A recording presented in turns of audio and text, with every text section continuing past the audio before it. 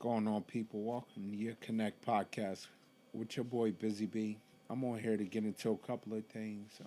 As I've been shooting for the last couple of weeks, just going over the Last Dance documentary, just giving you my view, my points on how I see things, and my little takeaways. Before we get into it, make sure you subscribe. Subscribe on YouTube. You can follow me at Busy B, capital B, IZZY, capital B. Make sure you follow me on SoundCloud also. Subscribe and like, first of all, on YouTube. Get them likes up there. Also, share it if you want to. You know what I'm saying? I'm trying to get as many likes up there as I want to, as I possibly can, I should say. Also, make sure you get on SoundCloud. Even if you don't got it, download SoundCloud just so you can, hear your boy talk and get that, motivational, inspirational, and anything I'm trying to talk about, put my point of views to. Right now, it's just focusing on the Last Dance documentary. You can share, you can like it, follow me. You can also stream it as well. Just make sure you get up there with your likes and follow your boy on SoundCloud. Even if you don't got it, it's like you don't even got to pay for it. Just download it. Look it up. Busy B, capital BIZZY. You'll see the Your Connect logo. And just holler at your boy and get to listening to the things that I'm listening to. So right now I'm getting into episodes 7 and 8 because we have 9 and 10 coming on tonight. I just wanted to get this out there before 9 and 10 came on and, send it to my followers and different things like that. So people can subscribe and stream and, get a chance to listen to it and hear from my point of view. Even if they're not watching The Last Dance, at least they can get a little peek inside of it and what's going on and what's happening because I'm giving you the full throttle, baby. I'm saying, I'm giving you the full throttle. So what happened, with a couple of things that, kind of overcooked Mike grits and kind of overcooked your boy grits when I'm actually sitting there listening to it and I'm listening to him talking about it and following the documentary is when it first started, it's coming off of episode 5 and 6. Coming off of episode 6, whereas though they got into the finals with the Nets, the New Jersey Nets at that time.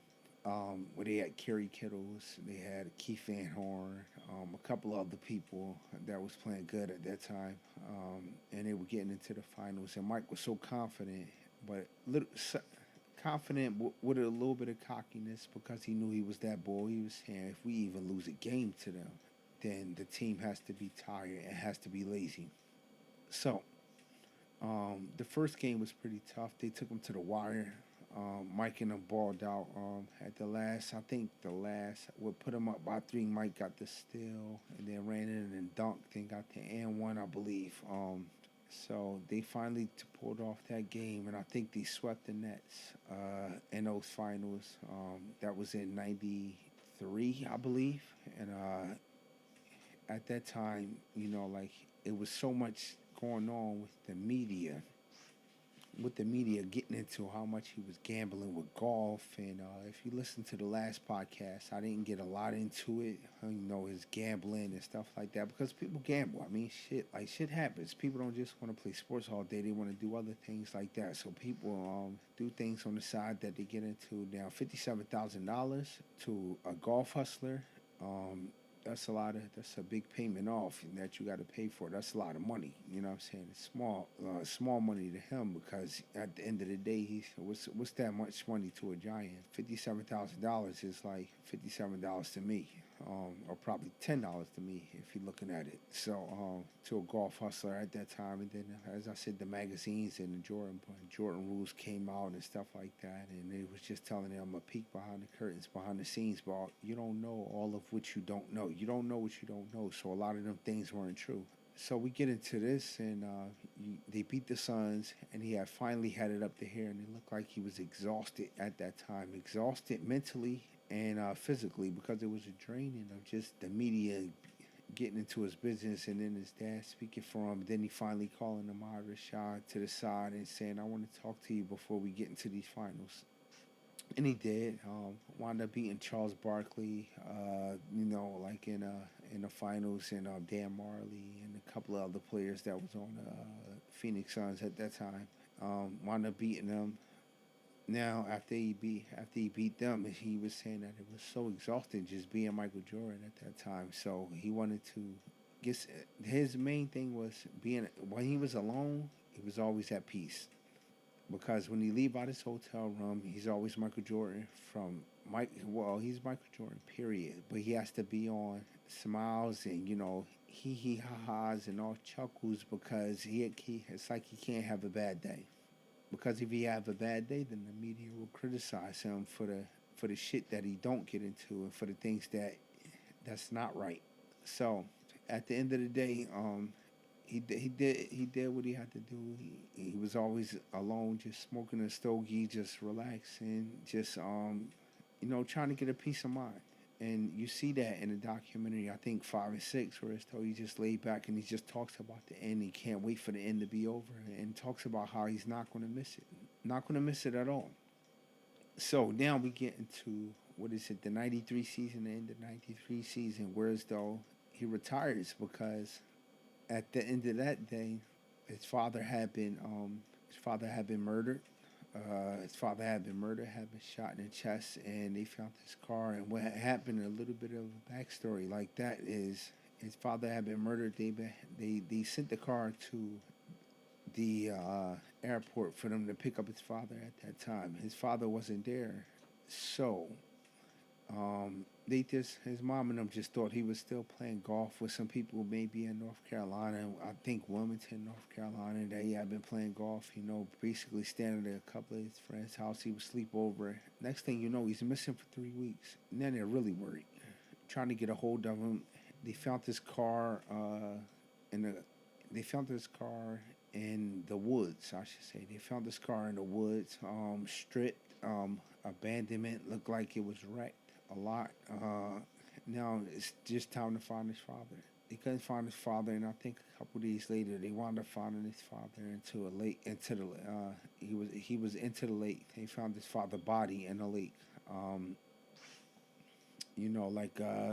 He had been shot in the chest. As I said, they caught the two young guys that actually did it. I believe they're still serving time in prison for it, for killing him. And at that time, it's just so sad because the media was attacking him, and they just thought, well, maybe this has something to do with Michael Jordan and his gambling and this and that. And at that time, it's like now you wonder why people hate the fucking media sometimes, which I think I'm a little bit of a part of it because I'm shooting a podcast. But I would never try to blame somebody for actually, getting shot or blame their children for having something to do unless I had concrete evidence that this went on and you actually got your father killed or you had something to do with another family member being killed. It was no evidence at all. It was complete BS, complete bullshit at that time that they had for his father being killed for his gambling debt. As they said on the news, that it could have been anybody. These two guys were just out to rob anybody. He pulled over to the side of the road and decided to take a nap. I don't know why. Maybe he could have got a telly, he could have got a hotel room or a motel room, whatever, and stayed there. But he just wanted to get some rest before he drove the last way home. I mean, you see a lot of people that do it a lot of times. They pull over to the side of the road and get a little bit of rest or a little bit of sleep if they tired because they don't want to get into an accident or anything like that. So it was in the documentary. Ahmad Rashad had went to go visit Michael because he's one of his close friends, one of the close reporters, and that's who he called when he wanted to do finally camera in the press conference during talk about his gambling or whatever like that. That he didn't have a gambling addiction. He had a competitive addiction.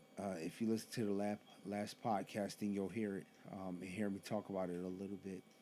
So at the end of the day, Martin Shaw helped him tie his tie, and he said most people Mike said most people they look at the negatives of the thing. I look at the positive. I'm sort of wired the same way. I'm always looking at the positive, how long they live and how many great things they lived in life, not the negatives and how people would like to drink and talk about this and talk about that and be sad over this and be crying over that. I'm more so looking at the positives and how people lived and just the great things that they did while he was here. And that's kind of the same way that Michael Jordan was wired at the end of the day. So watching that kind of gave me a great perspective on just the mental aspect and just the sharpness and the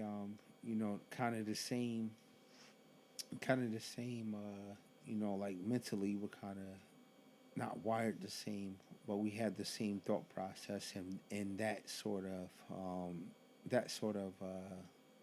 area. I should say.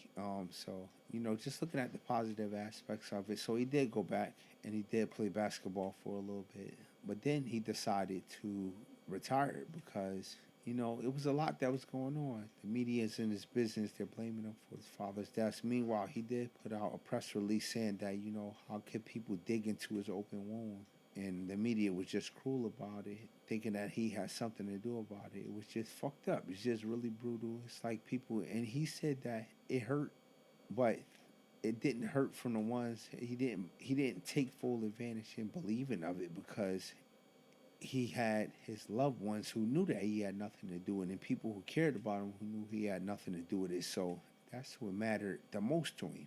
So at the end of the day, like just sitting up there, just he wanted to quit. He had it up to here. He felt like he had fulfilled his duties to the city of Chicago, to the organization, to his teammates and stuff like that. So he went and played baseball. Played baseball for the Chicago White Sox, and they said that they put him on. He worked out, had the different trainer's body. His trainer Tim Grover had to. I guess they had to take off a lot of muscle and do lot of different things. So mainly baseball is kind of arms a little bit, but lays in your torso is the power, I believe. So that's where you get a lot of the training that you have to a lot of doing in your core, I believe. I ain't no baseball expert, but I'm just going off of what I know. You understand what I'm saying? You heard me? So uh, doing a lot of things like that. So he had to retrain his body, and as his trainer Tim Grover said, once Michael say he's all in, he's all in. And he told him he was all in. He don't give a shit if it's baseball. He's all in. Retrained his body. They couldn't put him in single A because of the press and of the just how much of an aura that was there at that time. So they put him in double A. Double A was more so for people who were working their way up and was headed to the majors soon. Put him in double A because of just the media aspect and just how many people was there. So fastballs. He had a 13-game hitting streak. Actually doing that, fastballs after fastballs, he was knocking them out the park, and they were deciding, okay, well, fuck the fastballs. Now we're gonna throw breaking balls at him. Breaking balls after breaking balls, and he was just whiffing on him. Now the media once again gets into the business of, okay, well, Michael Jordan shit, he's not it. The White Sox, he's disgraced to baseball. That's how I put out is a picture of him missing a ball, and that he should pack it in because he's making baseball look bad. It was the whole media. But he says now that until that time, that's why until this day, I should say, that's why he doesn't talk to Sports Illustrated or doesn't give them any reports. He really doesn't do any reports to anybody except for putting out this last dance documentary because, the media twist things. They ultimately twist things unless he's talking to people that he purposely knows, like a David Aldridge or Stephen A. Smith or Amar Rashad or something like that, to get some news out there. Or they want to talk to him about something and just want to figure out also, just getting it out there with the media, with people that he know.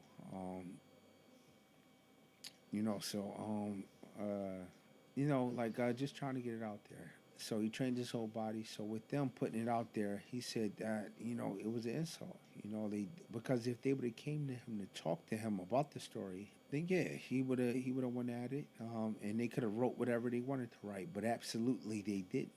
They just stuck to what they wanted to write or what they thought. So he said he trained every day. He had fucking blisters and secondhand skin coming off his hands until he learned how to hit that breaking ball. And even the trainers, even the coaches, and they said if he would have stayed in baseball, then he would have made it to the majors because he learned his work ethic. They had never been around anybody with that work ethic, that type of work ethic. So, like he hit off that breaking ball morning, noon, night, after practice, well, before practice, and then lunch break after, and then after practice, he hit off the tee so he can learn how to hit that breaking ball. Finally, he learned how to hit the breaking ball. They said they had people. He hit over 200. They had people who didn't even hit over 200.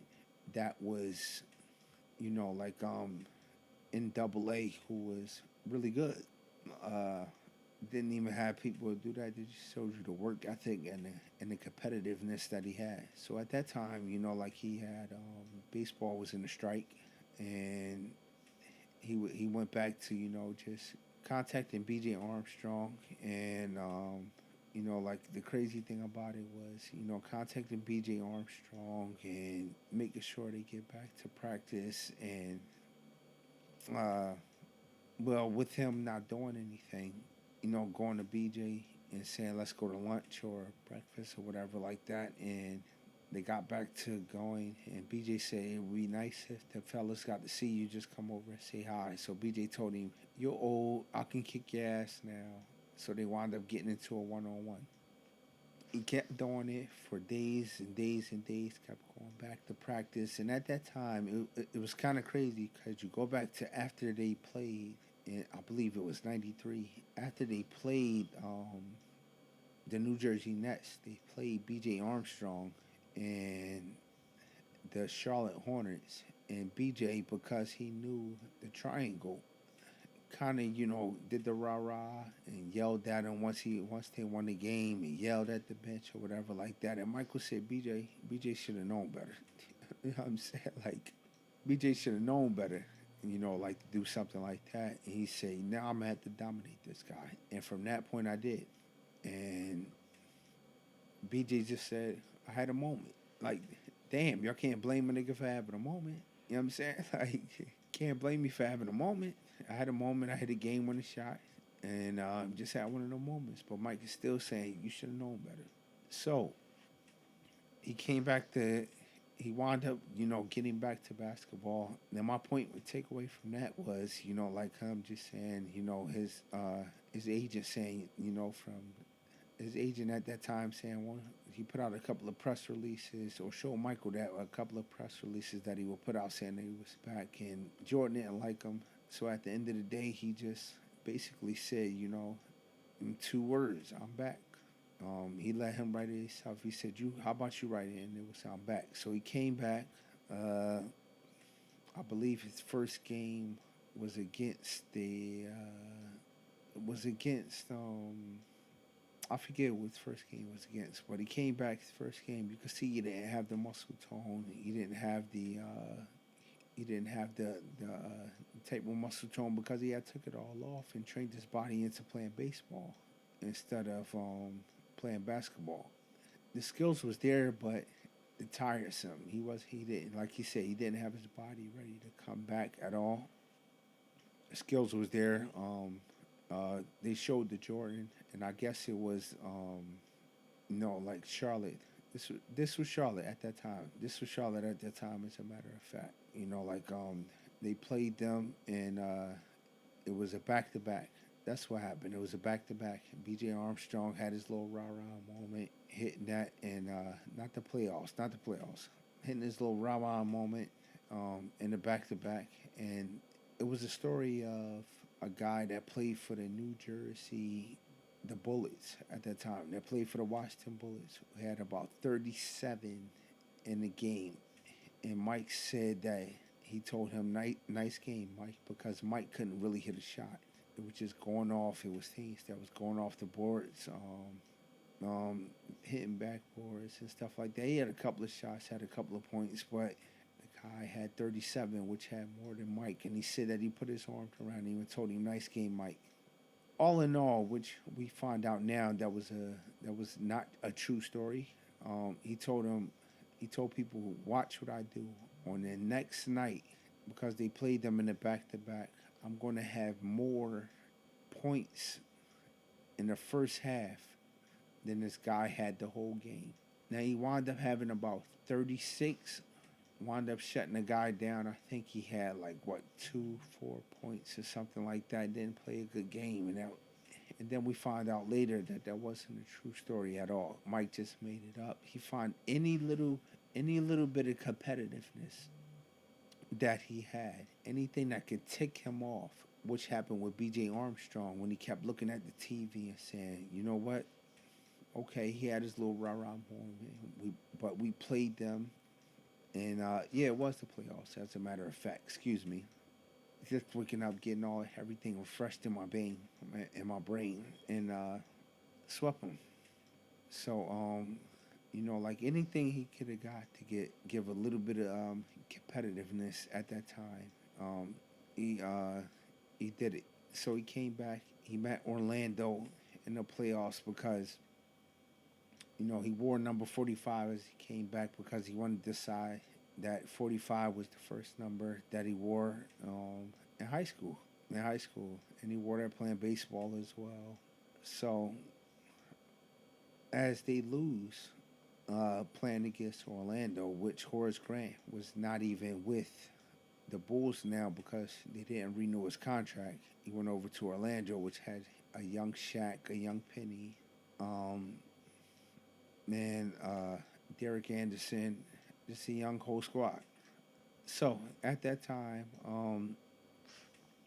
they lost the first game. You could see that Jordan was tired. He didn't have his legs under him because, like I said, his body was trained for baseball. So at the end of the day, one of the people, I forgot who it was. I think it was Derek Anderson that said, 45 ain't 23. The next night he came out, the next game, I should say, came out with 23 on. Lit him up. Didn't have his legs under him, but still lit him up. So now they lose to Orlando. I think it was in 6 games. I believe they lost to Orlando. So Tim Grover says, you know what? I'll see you. Just let me know when I'll see you. I'll see you again. Just text me. He said, I'll see you tomorrow. Started training his body to get back on, put that muscle back on, get his body right from the chest and the shoulders on up, from the arms and everything like that, because a lot of basketball is built with your torso. And he said, all right, well, let's see you do it. Because at the end of the day, he told them they haven't won anything. So we're going to lead by my example, and if that makes me a bad teammate, then it makes me a bad teammate, because at the end of the day, they didn't win anything. They come in riding high off the 3 championships that the Bulls had already won. No. Y'all ain't earned shit. So at the end of the day, now this team is shit. So we got to build it back up to playoff contention. Sorry about that. To playoff contention. So, like building it back up to playoff contention and to a championship caliber team. He got into a lot of things where as though they were ready for the next season.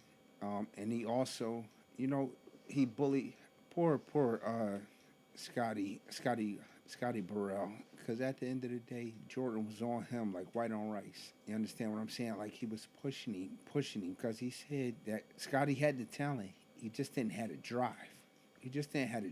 So I was on him, always pushing. I was always pushing all of my teammates, because, like, you have to get ready for battle. If you can't handle taking the pressure from me, then fuck, how you going to handle taking the pressure from other teams? You can't handle taking the pressure from other teams. So that's why he was on them. And he used little deflammatory words or whatever like that, calling Scotty Burrell a hoe, telling him, this is my team, bitch. And then the fight he got into with Steve Kerr because he was so competitive. You know, like he was saying, like Phil was, calling ticky tack fouls or whatever like that when he came back the next season, and like he said he finally fouled Steve Kerr, and he said, "Well, now when I foul you, that's a fucking foul." Now Steve Kerr said, he had the aggressive. He was always competitive too, but he just wasn't really good. So he wound up punching Michael in the chest, and Michael wound up punching him dead in the motherfucking eye. And then he felt like such shit. So when he was in the shower, he was like, he told Phil Jackson, I know, because Phil had threw him out of practice. I know, and he felt this big, about as big as an inch, because he beat up the littlest person on the team. So when he got in the car, he finally got Steve's current number, called him and apologized. And at that time, Steve earned his respect because he stood up to him. That's what he was trying to get Scotty Burrell to do. He said he was trying to actually make him fight him in practice one day. That was his motivational tactics. He said even you had players saying that we were actually scared of him. Our own teammate, we were scared of him because of what he would do, because of how he would talk to us and different things like that. Yeah, make that shot, ho. Like shoot that shot. Yeah, yeah, this is my team, bitch. Woo, woo. He used to that, and teammates were actually scared of him. So at that time, he was just trying to install this factor into it, and some people might call it bullying, but at the end of the day, you might not see it as bullying. At least I see it as, partially just trying to get his teammates, ready for battle. You know what I'm saying? Like, it's nothing gonna be, if you ain't ready for me, then you ain't gonna be ready for the opposition.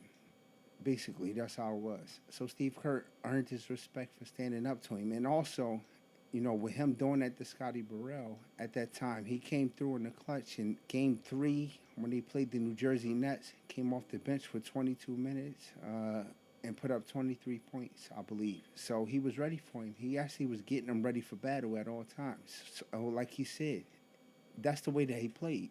If people don't want to play like that, then don't play like that. But that's the way that I played. So those were my pickups from that, and he actually got emotional talking about it because if I got to drag you along, if you're not trying to match my competitiveness, then it's gonna be hell for you. It's gonna be hell for you. So at the end of the day, you try and make the most out of the teammates that you have and try to drag them along because at one point you're going to need them. And he knew that. He said I was going to need them at one point. So dragging them along and get the best out of them, get the best drive, get that competitiveness, whereas though you could balance off of each other, whereas though I'm going to need y'all. So he could trust in Steve Kerr now because Steve Kerr stood up to him. Whoever didn't stand up to him, it was just going to be hell for him. And I felt bad for the kids. I felt bad for I'm calling them kids, and they grown-ass men. But they acted like kids because if it was me, I wouldn't have tolerated the disrespect. I'm going to stand up to him and let him know at the end of the day, listen, you can count on me at the end of the day, but it ain't going to be no bullying over here, or should I say, trying to get somebody to compete at an all-time level. But you don't have to do that to me because you can count on me already. So Dennis Rodman, Scottie Pippen, they didn't really get that because he felt like he could count on them. It was other players on the team who he got into it with that people felt like, okay, he was a bad teammate. And as he said, as he got emotional, if I'm a bad teammate, if I had to pull you along, that was my way of competing. That was my way of being a hell of a teammate. And if you don't want to play like that and play because it's win at all costs. Win at all costs, leadership has a cost. Winning has a cost and leadership has a cost. That's two things that he said. And those two things that are true because if you go back to Kobe Bryant was the same type of person that was a fan of his who took everything from him. A lot of teammates didn't like Kobe leadership, didn't like Kobe the way that Kobe did things, but Kobe got it from Mike. So at the end of the day, like he said, leadership has a cost, winning has a cost. If you don't want to play that way, then don't play that way. Still competitive to this day and got a little emotional and choked up because, he don't know if people look at him as a bad person or a bully or a bad teammate, but most of his teammates now they look at it as, okay, well, he was a hell of a teammate. And he always say that Michael Jordan didn't ask you to do one motherfucking thing that Michael Jordan didn't do himself. And that's true. And that's true. And all of his teammates back that up, from B.J. Armstrong to Bill Winnington to, just all of his teammates, Steve Kerr, they all back it up and say that Michael asked him to do things that he did. He did. So those were my pointers, my takeaways from there. At the end of the day, it's a great documentary. He held on to it since '98. To put it out now while it's no basketball, just the whole debate over LeBron and Jordan and stuff like that, this puts that to rest because of the competitiveness, the wanting to win, coming back, winning 3 championships after playing a different sport.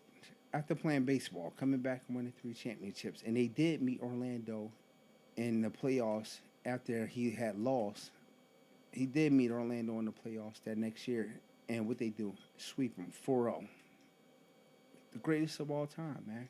You know what I'm saying? And then they went to the championship and played Gary Payton in the Supersonics. Seattle. I said Supersonics. Yeah, Supersonics. Shit, played Seattle.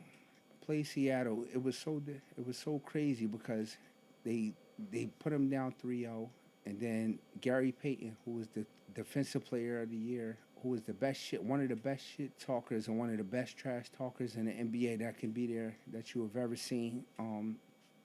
He actually got there and was one of those people that, people didn't like to play against because he shit talked against you. So they put him on Jordan, I think, in the 4th game of the series, and he said that he basically tired Jordan out. It was physical with him. It was rough with him. As Jordan watching the video of Gary Payton talk shit, he just started laughing.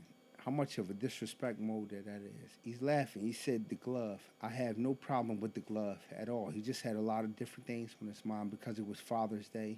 So they wound up beating the Supersonics and in 6 games as well. He grabbed onto that ball, cried dearly because at the end of the day, his father was winning when he won every other championship right over his shoulders, and he was a little emotional at this time. Just going through it, crying, because a lot of people didn't see Michael Jordan emotions, and they seen it now with him just crying and going through the things that he was going through. Because it was a lot of pressure, man, with the people blaming him for his father's death and the gambling and everything like that. And he was just tired. He was tired, and his father had passed away. So, rest in peace to his father, James Jordan, at the end of the day. But, that's just my pointers and my takeaways from seeing what I saw from, episode 7 and 8. You have episode 9 and 10 getting ready to come on, so hopefully everybody tunes in. That's another plug for ESPN and The Last Dance, and I hope they look out for your boy because I am putting in them plugs for them. I'm not getting paid or anything like that. Just putting in the plugs because at the end of the day, I want people to watch it so they can, listen to the podcast next time and see what I come up with next time. So listen, we all during this quarantine time, so you have nothing else to do but sit and watch this shit. Or listen to this, I should say. Make sure you do it. Stay safe, stay home. Holla at your boy. I'm your connect. Get your love when I'm gone, when I've said my last goodbye. Who gets your love? Gets your love when I'm gone. Who gets your love? Othello on the